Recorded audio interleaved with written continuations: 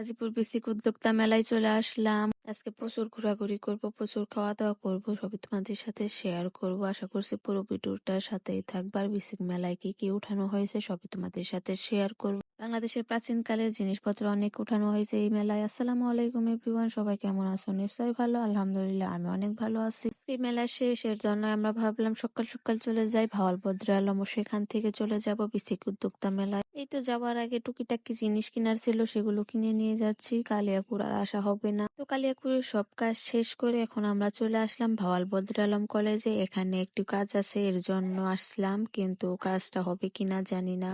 এই কলেজে আপু পড়ে, এর জন্য আপু বললো আসো তোমাকে এই কলেজটা ঘুরিয়ে দেখাই। আপুর সাবজেক্ট হচ্ছে ম্যানেজমেন্ট, এর জন্য ম্যানেজমেন্ট ডিপার্টমেন্টে চলে আসলো। কলেজের কাজটা শেষ করে আমরা সরাসরি চলে আসলাম চা খেতে এবং ওই ফলগুলো নিয়ে নিলাম। এই তো আমাদের পঙ্খিরাজ করে আবারও চলে যাচ্ছি।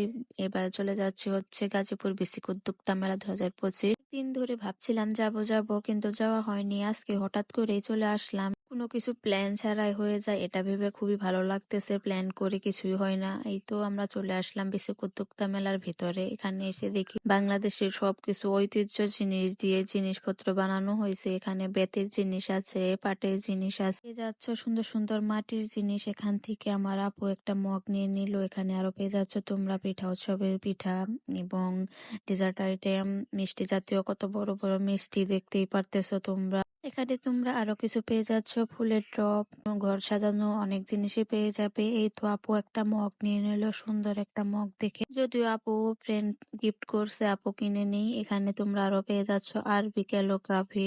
এখানে ওয়ালপেপার গুলো নিজের হাতে করা হয়েছে।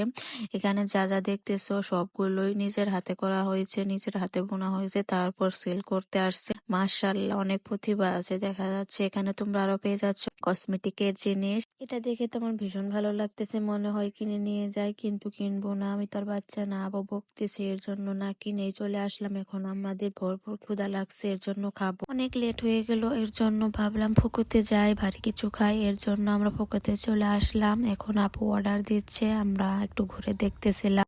আমার আপুর সাথে দেখতেছো যে মেয়েটা, উনি হচ্ছে আমার বড় আপুর ফ্রেন্ড। ওনার জন্য সবাই দোয়া করবে। এই আপুর জন্য আসা, এত দূর আপু নিয়ে আসছে আমাদেরকে, আমাদের ট্রিট দিচ্ছে, কত কিছু খাওয়াচ্ছে।